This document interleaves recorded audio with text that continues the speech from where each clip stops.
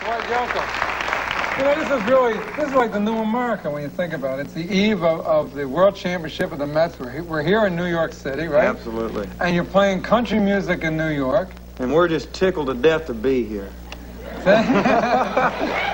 I mean, it could have happened.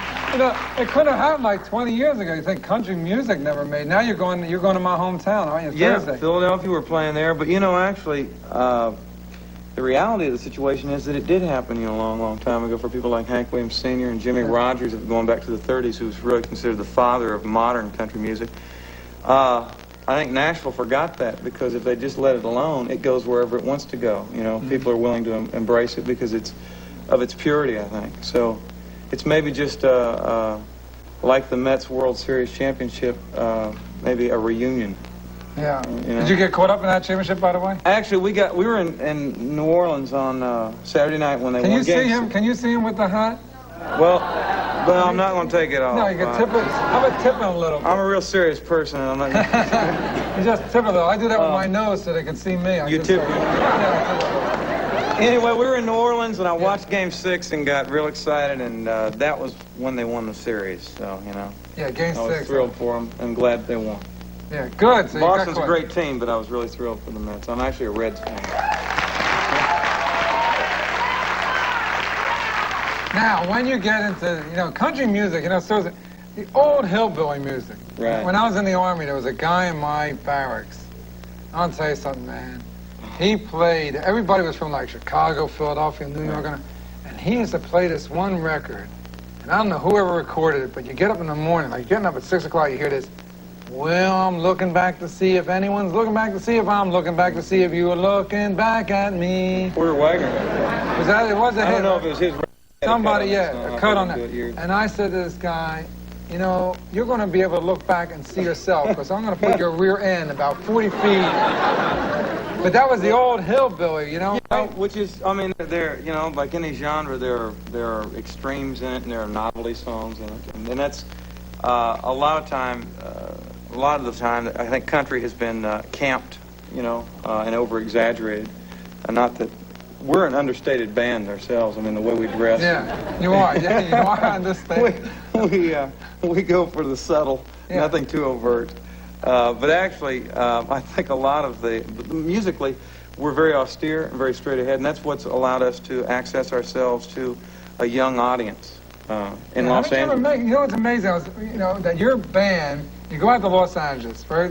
Nashville says nothing to you, right? Nashville said nothing. There weren't any billboards that said go away, but they certainly weren't encouraging me to stay. So. Yeah. So now you cut out and you go to Los Angeles and you hook up and team up on stage with punk rock. I can't imagine, you know, really people sitting there with toothpicks through their noses, right? And you know what I'm talking about? And like, you know, spears hanging out of the ear and a screw in the other ear, and then you come on and they like it. Right. I mean, how did you ever team up with punk? Well, there was a movement about 3.5 years ago that was afoot at that time called cowpunk, and these were punk rockers who, there was a band called the Dells, I believe is what they were called formerly, who formed a group called Rank and File, which were a young LA-based punk band that decided to rediscover the country origins of rock and roll. See, as much as we know about blues being the one parent of rock and roll, being the black parent, hillbilly music and honky-tonk music, people like Hank Sr. Were the white parent, the counterpart of that. The two parents gave birth to that child rock and roll, and they were just trying to rediscover that, I think, and this movement opened a door for us. We had played previously to that. I'd been playing the honky-tonk circuit in some rough joints for years, roadhouses, 5 sets a night. Yeah, what are they like? Because, you know, comedians don't play, we play rough joints, but not roadhouses. Yeah. No, I mean, you know, the punk environment is, you know, on the surface, very loud and aggressive, but it's not nearly as deadly serious as some of those joints that we played earlier on. I mean, there were people, one bar owner I know got his nose bitten off in a fight that took like 90 stitches to put this part of his nose back on. It was a rough deal. But they're real sincere. God, can you imagine the guy seeing me come in? Right, I'm like, I'm a week's meal. Nobody, right? Absolutely. You're a complete buffet for a Yeah, nose right, biter. gee. Boy, he would love to find me, that nose biter. So he actually bit off... Well, yeah, I mean, the guy, yeah, he did a swan dive off. He was trying to break in the club after we'd closed up and leaving, like at 2:30 in the morning. The owner saw a ladder and kicked it down. The guy did a dive. Landed on him. They proceeded to wrestle around the mud and the blood and the beer, as Johnny Cash said, and bit his nose off. I mean, so that was pretty... I mean, I saw some really vicious fights, and that joint in particular was called the Corral, and it was outside of L.A. There was another place I played in outside of Columbus. I actually moved when I was very young to Columbus, Ohio, and I moved from there. I first went to Nashville and then to L.A., and I was playing joints after high school in that area, a place called the South Bloomfield Inn on Route 23 in southern Ohio. And the trucks would go by, and like it was so close to the berm on the highway, the building would shake as the semis went by at night. And rough fights in there too, you know. The semi go by, get to shaking a guy, bump a guy, and fight would ensue. Use the ride symbol to shield yourself.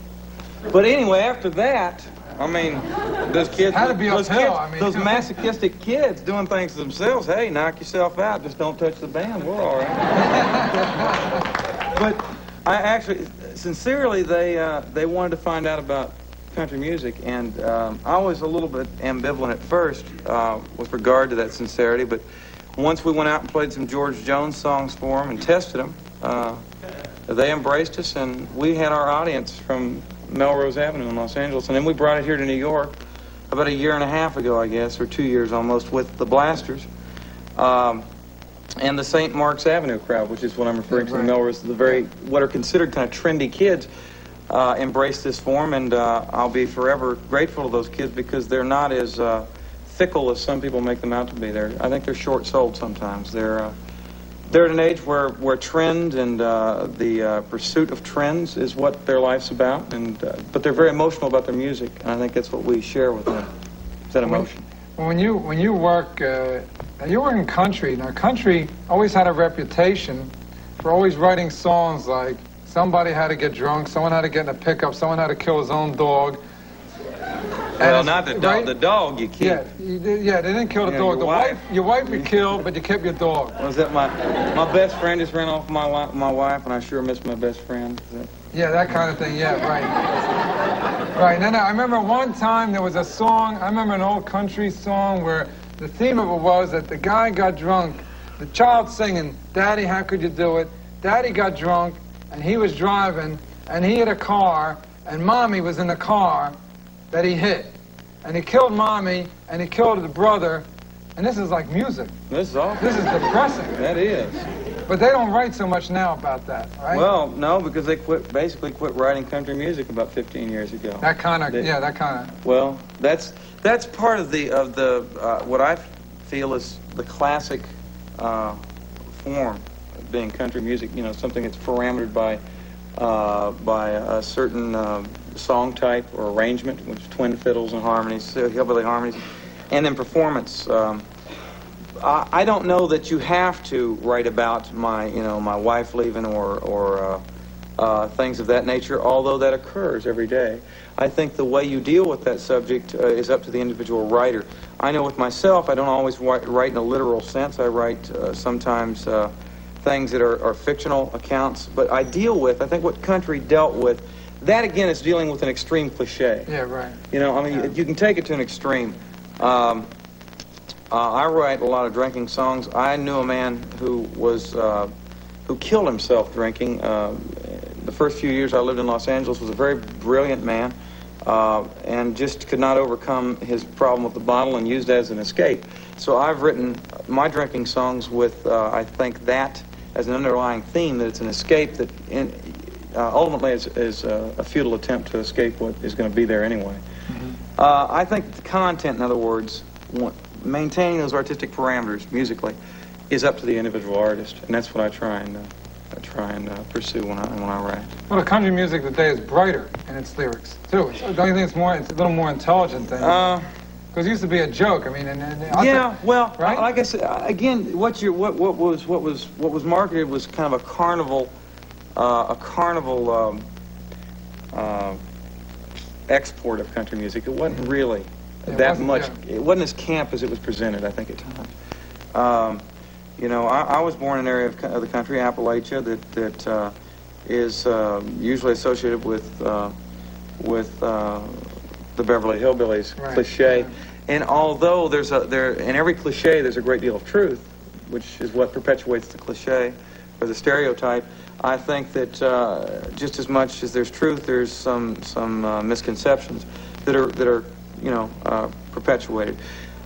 My only problem with a lot of what is marketed as country today is that it's not really country, and it should be called something else. They have, you know, everybody has a right to do any kind of music they want, but there are people like Ricky Skaggs, Reba McEntire, George Strait, Randy Travis, who are doing pure country music, and doing with, I think, with a certain class and dignity. And we don't try and, I mean, again, I use the clothing, the wardrobe that we wear is out of respect for tradition, and out of a respect for the for the motif that became. Well, you look good. I mean, you look good. Thank you. I'm take it from me. It doesn't mean well, much. I mean, but a guy you look good. like you, We'll be right back. We're looking good.